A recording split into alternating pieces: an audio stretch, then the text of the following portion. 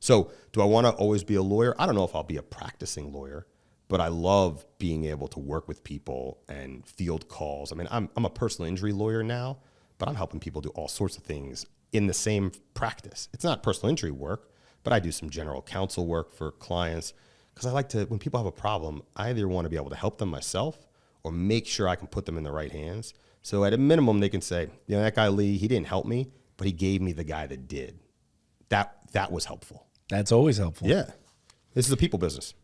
Welcome to Spaghetti on the Wall, where we throw ideas, see what sticks, and nurture those that do. I'm your host, Armando LeDuc, an actor, entrepreneur, and coach, giving you insights that light up your world. We're here to explore the realms of business, marketing, and life, serving up a shot of inspiration with every episode. Ready to make ideas stick and grow them into something great? Let's dive in. Good morning, good afternoon, and good evening, depending on when you are consuming this podcast. Spaghetti on the Wall, ladies and gentlemen, Lee Rudin in the house. Thanks for having me, Armando. Appreciate you. I appreciate you being here.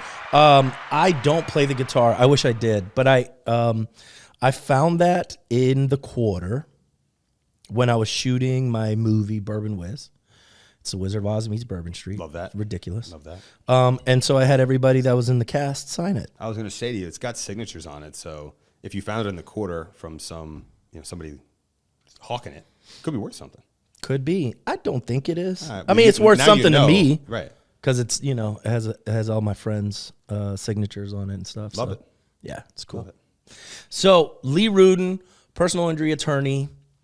But what we're specifically talking about today is depression, anxiety, why we stay stuck, right? And from the perspective of a personal injury attorney who sees, a lot of people sort of probably on the worst day of their lives many times, you're seeing this real time on a daily basis, and wanted to bring you in and hear some of the techniques and tactics that you're saying or that you're giving to your clients on how to overcome this depression and get out of anxiety and start moving forward. Look, the first thing when I talk to a client, the first thing I tell them, I was like, nobody calls a lawyer because they want to.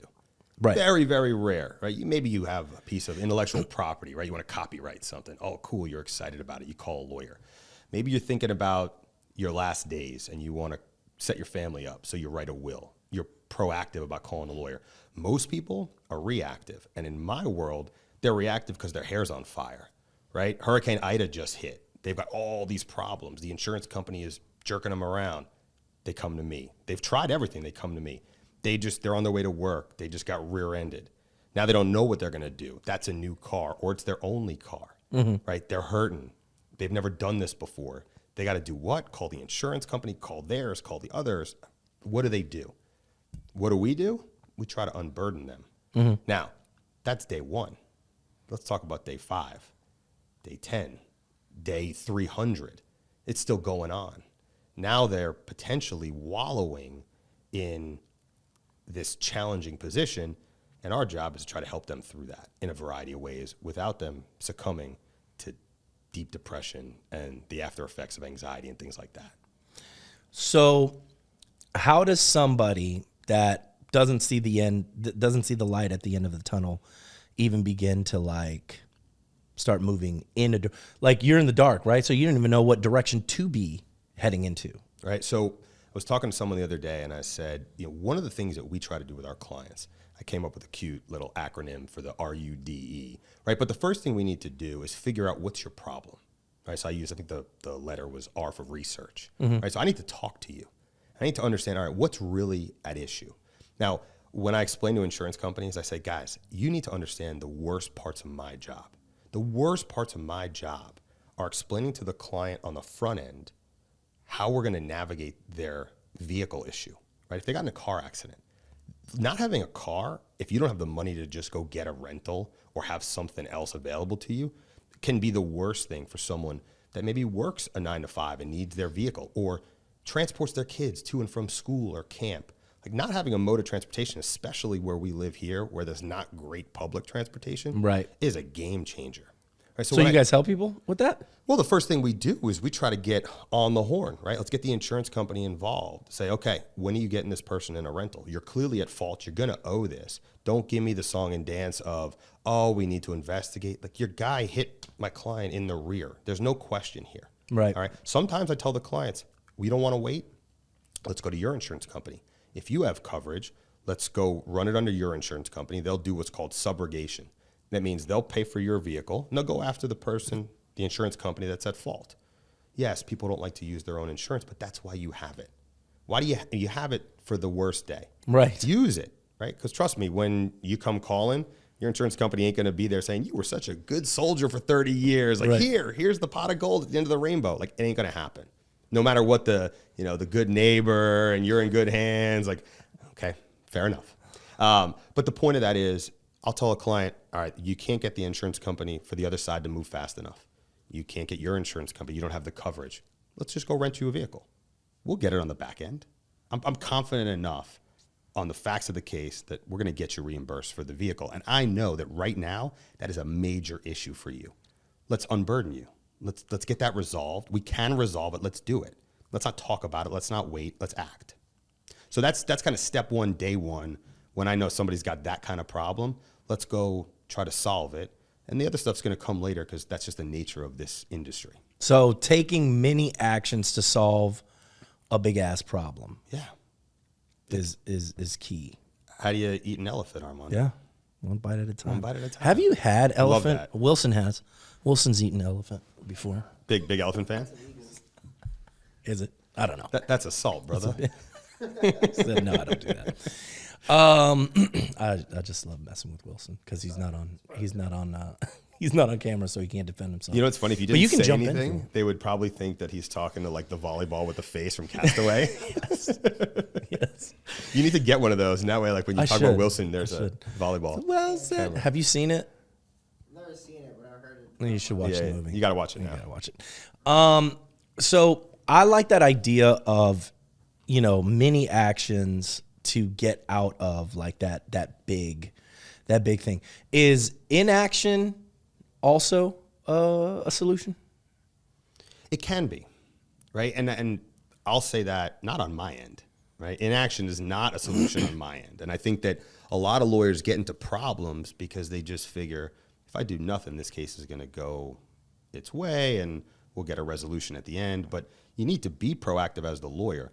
But for the person that's been hurt, that's been aggrieved by somebody else, sometimes they just need to step back and get out of the weeds of this new happening.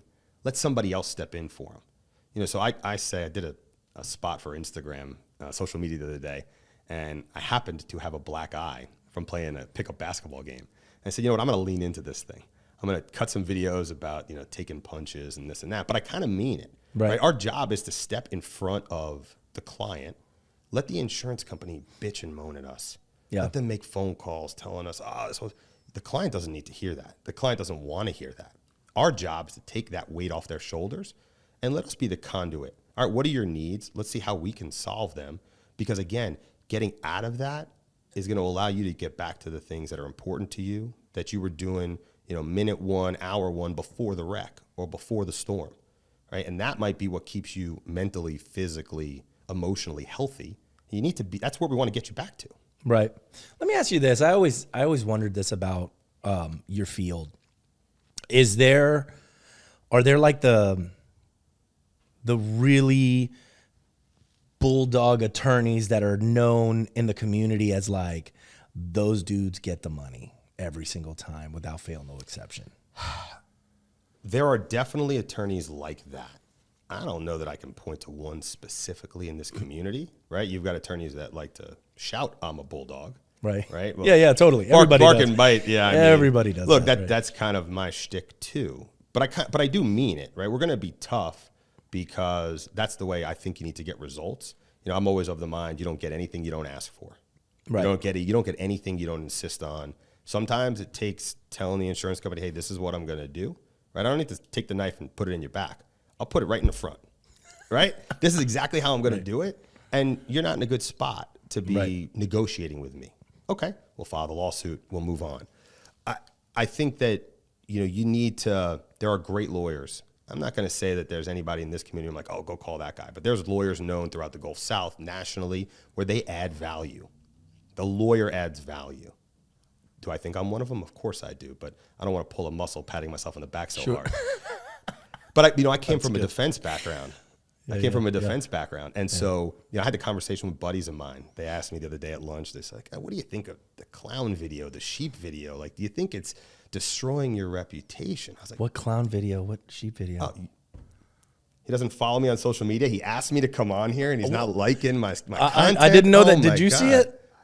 I'll follow it. I'll watch it. I didn't know there was a sheep video. Yeah, so the sheep video just came out this week. The clown video was when I had the black eye. I had to pivot. We were due to film on a Wednesday. That black eye happened Saturday of the first weekend of Jazz Fest. Right. And I'm like, I need the content. I'm not going to not do this. So I just rewrote all the scripts. One was me. That's great. One was me as a boxer. One was me laying in a handicapped parking spot, having just got knocked out. That's awesome. And the last one was in a clown video, like with my kids' toys in the yard in a Halloween costume that I had from years ago. I was like, what can I do with this thing? And I was like, I got an idea. Then I did one recently where I'm dressed like a sheep and using all these sheep-like analogies to explain what happens to you. I think that's great. Yeah. Oh, yes, send it. Dude, always text me, man. Right, always text me. You got it. Look, the point of that is, and I don't know, I know where we were going, but I'm going to say But you were talking about, you were with your other attorney friends and they were like, hey, man, what do you think about this? Yeah, so, well, I'll tell you, I'll get to that. But my point and what I want to make here while I'm on this topic is we're in a tough business. Mm-hmm. We help people about issues that are really important to them, to us, and it's serious. But I don't take myself too seriously. Like, I know what people think about injury lawyers, right? I did a video about being an ambulance chaser. Some guy on the internet called me a bottom feeder. I'm like, dude, I'm in Louisiana. Everything we got that's great is a bottom feeder. We're bottom feeders. So, you got to lean into some of this stuff because you're going to get flack, and I got thick skin. But I want people to know that we're tough, but we also don't take ourselves too seriously. That's great. So your question about great lawyers. The conversation they asked me was like, do you think that you're going to get, these people are going to come hire you? I said, I don't know why people make the decisions they make. And they said, these guys over here that we go up against, they add value. Some of these other guys that are tough, the guys that they're talking about are out of Houston. They do a lot of marine work, so they get lawyers from around the area that aren't necessarily just Louisiana lawyers. But they said, the guys that talk tough or they obstruct or they're just braggadocious, that doesn't help us get to the end result, right? That may serve the lawyer, but it doesn't serve the client. And that's how I think about things. So we're tough, but we're pragmatic. I don't want to tell you, hey, screw them, let's go file a lawsuit. If all that's going to happen is you're going to get the same result that I can get you today, but you're going to get it 6 months from now. And that's where experience comes in. You have to be experienced. You have to have tact and be tactical, right? You got to know how to deal with people and at the same time have a strategy and say, okay, if this doesn't work, what's the next move? You can't be reactionary. You have to have a plan, and that comes with experience. Talk to me about how, we started doing day in the life videos for people that have been hurt and catastrophic injuries. We want to talk about that after this. How does that play into like the deposition and making sure that they're like, how is a personal injury attorney using that video? So day in the life videos are designed to put a juror, right? It's not going to be as persuasive for a judge who's just been there before. But a juror is probably somebody that's been impaneled maybe for the first time ever. And the only experience they have is what you see on Law and Order or one of the court shows or maybe a movie. That's what they think that the world in a legal situation should look like. So part of what you do is you want to put on that show. You want to meet their expectations. Right. Now you don't want to be a clown, but day in the life videos are important because it's really hard to conceptualize how a severe injury or even a minor injury can affect somebody if you haven't been there. Right. Right. So like what I have told my clients recently, and it's true, I hurt my back probably about 5 years ago now, and I recovered. But now I have a new appreciation for what it's like to have a herniated disc in your back. And when people say they have back pain, they can't get out of bed. Like, I've been there now. I didn't have surgery, but I did all the other things before surgery. And luckily I was able to rehab and get better. But because of that, I have a new appreciation for what are the procedures like? I can tell you, hey, I thought that injection I got was a nothing burger. I was in and out. I was awake. I was talking to the doctors. It took all of 30 seconds. And if they would have let me, I would have driven home. But they tell you can't, so I didn't. But, to be able to explain to somebody, hey, I would go do this because I think it's going to help you. And at worst, like, you shouldn't be as worried about it. You shouldn't be as anxious about the unknown, because I can explain to you exactly what it's going to be like. Yeah. So I think the day in the life videos, they're designed to take those jurors who have never been there. They don't know what it's like to walk a day in this person's shoes. Let's see what it's like now. Maybe they're going to do flashbacks to what it was like before, if there's any content there, because words only go so far, and an emotional plaintiff can be perceived as being coached. Hopefully the video, if done right. Are you showing the video in trial? If they'll let you. Do they let you? Sometimes. It depends. But of course, like, you want them out there so that the other side knows, hey, this is going to be, even if you don't get the video, this is what you're going to get in terms of testimony and visuals if we can present them. It just depends on where you are. State court can be more loose. Does that bring up the value of the case? It can. It depends, right? So I'm sorry to say that all the time. Sure. But, such a lawyerly thing to say. It is, but I think that when you lay all the cards on the table, you can understand better why it depends. Right. I call it the three legs of the stool. Like, any case is the three legs of the stool. You've got liability, who's at fault, damages, what do they owe, and then coverage. And the coverage can be more important than anything, because you could get rear-ended on vets right out here and have the same exact injuries, same liability facts. But if you get hit by a company vehicle or an 18-wheeler as opposed to a Mazda Miata or a Honda Civic, and God forbid the guy doesn't have insurance or has the minimum, which in this state's $15,000, your injuries are the same. The trauma is the same. The liability facts are the same. But what you can recover, it's a world difference. Right. People need to understand that. And sometimes, you need to wrap your head around, what are you going to go after a defendant that has no money? Like, yeah, $15,000 is inadequate, but what are you going to do? You're going to try to bankrupt the guy and spend 5 years chasing after something you're never going to collect? So it's harsh realities that, let's get back to the anxiety, depression topic, right? Lawyers, they're also called counselors. Sometimes that's what it feels like. Right. You're receiving people's problems and you're trying to give them the most sage advice you can. Is it all going to be what they want to hear? Absolutely not. I just probably got fired by a client yesterday because I told her, I don't think your case has legs. Not in the way you do. I was like, I got this result for you today. I don't think there's a tomorrow for you because of the way the math doesn't math. Right. Right. On your best day, your case is worth X. You go file a lawsuit, it's going to cost you $1,000. They're going to want to question you. That's another $1,000. You're going to have to question their client because it's a 50-50 liability case. That's $3,000.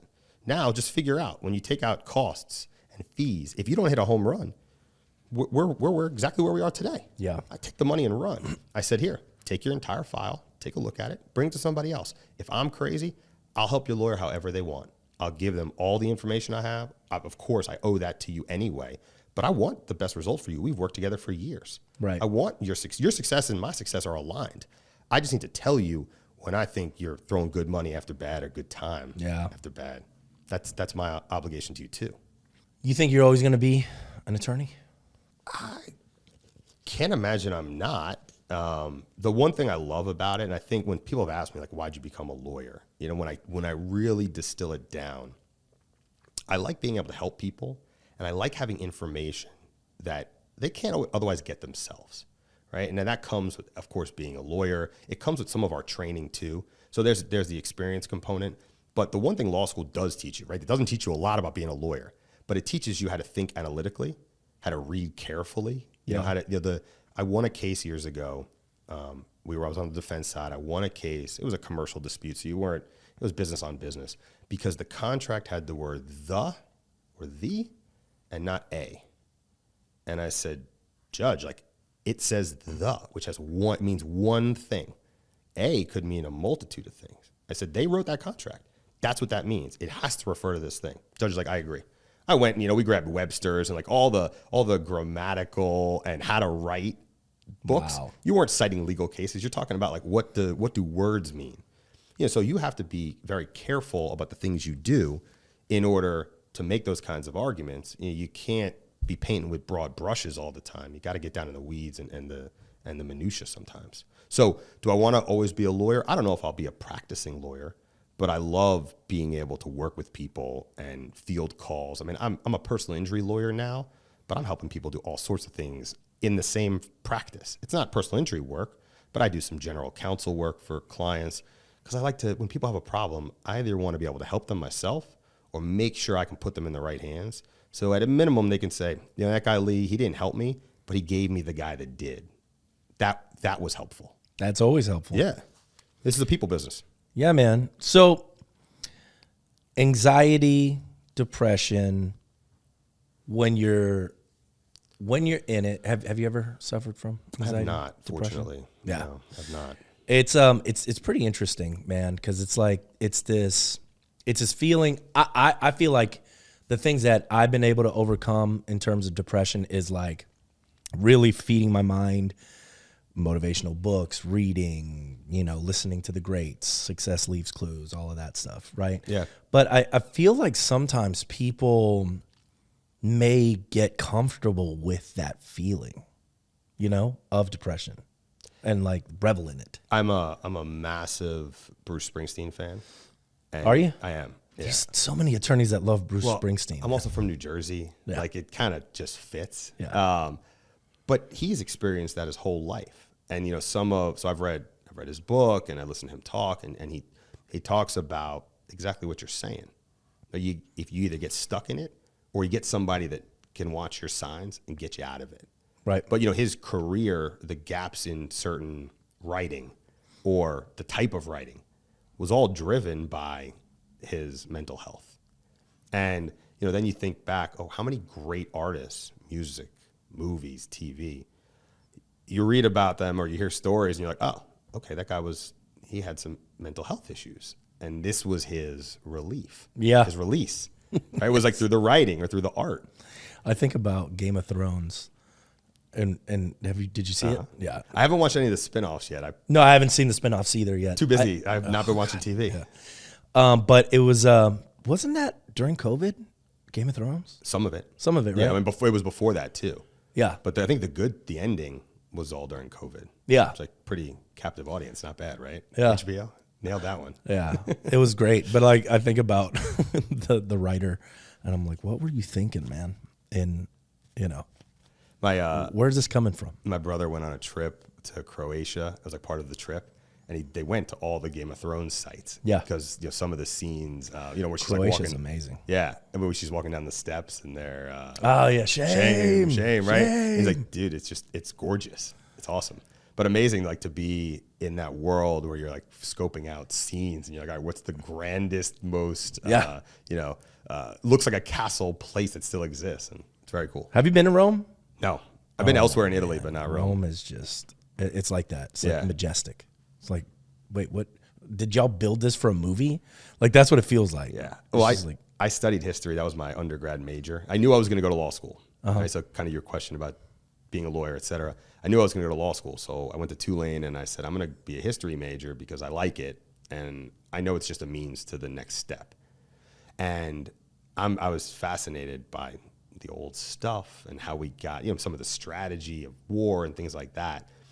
And then, these conversations we're having, right? Have you been to Europe, this and that? And we live in one of the oldest cities, at least in our country. Sure. You walk around everywhere and you're like, oh, I never look up when I'm in the CBD. But if I did, you could see some really cool old buildings. Yeah. Of course, in the French Quarter. So we're lucky to be in the place that we are. People come visit us to have fun, and this is where we live. Yeah. It doesn't get better than that. It is it was a great spot. So let me ask you this. I know you do personal injury. What are the other offers that you guys have or services? So I'd say personal injury is 85% of the practice. At least that's where we want to go. Yep. I also represent several small businesses around town where I provide some employment advice, top level employment advice. Cool. We review contracts and leases. I represent clients when they have issues with contractors or other businesses. Again, it all kind of circles around helping people. Mm-hmm. Very few of those cases are on the defense side, and really they're only for longtime clients and their legacy cases, because it's really where I want to get out of. You know, I really want to be on the plaintiff side, helping people against others that have hurt them in whatever capacity. Right. What I tell people though is, you know, come to me with your problem. Maybe it's a medical malpractice case. I've got one of those now, but it's not my specialty. I am a good lawyer. I am a good litigator. I love going to trial. But if it's a very narrow area of the law, I'm going to find a specialist that'll work with me, Right. and we'll tag team it. And you know, what people don't understand is they're like, well, now I have to pay for 2 lawyers. It's like, no, you don't. We just share in the fee. Right. So you're getting 2 for the price of 1, which I don't know anybody that turns that down. They just don't. It's great. Joint ventures is what it's about. You doing hurricane property and casualty too? I am. Those are somewhat winding down now. I've got 2 mediations next week. You know, the way that they've handled this, because of the volume of cases, is they've got you on a very strict schedule of to try to get these resolved without going into the full blown, you know, going to court thing, where then you start sending out requests for documents and taking people's testimony under oath. Like, they're trying to push that off, because that gets super expensive and it's very stressful for the aggrieved homeowner. So you're in these streamlined settlement schedules. So I've got a couple coming up next week. We've wrapped up a whole bunch. You know, the relief that people bring to me. Now, I'm not telling you they get the A+ 100% result. That's not a settlement. You get that at trial, Sure. maybe, but a settlement, everybody gives a little. Yeah. You know, maybe the day of they walk out and they're a little disappointed, but that when they go to sleep, and I get that text the next morning, like, Lee, you don't understand how well I slept last night. Might not have been the best result, but it's now behind them. They now know, like, a check is coming. Yeah. They're going to get to rebuild their house. They don't have to think about this anymore. They got something new to think about, but that's the new thing is progress. Yeah. So I helped the parents, adult parents, and then her mom, the wife's mom. And the mom just said the nicest things to me. And I was like, this is why you do this. Yeah. You don't get that sort of, you get a attaboy when you help an insurance company resolve a case. Right. This is meaningful, and like, that's awesome. How do people find you? How do they find me? Instagram, TikTok, Facebook. We are RUDIN LAW, but we're somewhat leaning into that Get Rude moniker, and I feel like it's easier to remember. So right now my website is www.rudin.law. But I also own getrude.com. So actually right now, if you type in getrude.com, It'll forward to. I think we flipped it yesterday. Oh, did so you? RUDIN LAW is now going to forward to getrude.com. Ah. I just think it's stickier. And I think so. People, you know, RUDIN. So it's Get Rude. Getrude.com. The volume of letters I get from insurance companies where they call me Lee Rubin, and I'm like, it's Get Rude, not Get Rube. Like, how do you mess this up? I thought I was spoon feeding it all to you. Yeah, so I get RUDIN, RUDEN. They do RUDINLaw.com, which if I could have bought it, I would have. But there's a guy in New York that has the same last name. He owns it. So, but I think the Get Rude idea, it embodies who we are, not to our clients, but to the other side. Like, we're just not going to take your yes sirs. You know, this is how it's got to be. Like, I know it's not. So we're going to push back. You know, you're going to get somebody who's going to fight for you. We're going to be tough, but we're going to be tough with you too. Like, if I tell you that you need to give me documents, that's how I move your case forward, and you don't, we're going to stay on you, and we're going to tell you, if you don't give me these documents, this case is going to go sideways. It's your case. It's not mine. Right. I am a mercenary. I'm trying to get you the best result possible, and it means something to me. But if you don't let me do my job, I can't. Yeah. And that's why you hired me. You hired me because you think I am going to be skilled enough to get you from A to Z. Don't start putting impediments that you're creating that prevent us from doing our job. Hallelujah. Yep. Lee Rudin, everybody. I appreciate you being here. Thank you for having me. Yeah, I man. love it. And that was Spaghetti on the Wall, ladies and gentlemen, brought to you by LeDuc Entertainment. For all of your social media marketing needs, podcasting, we got you. Keep listening, keep watching, and we'll see y'all next time.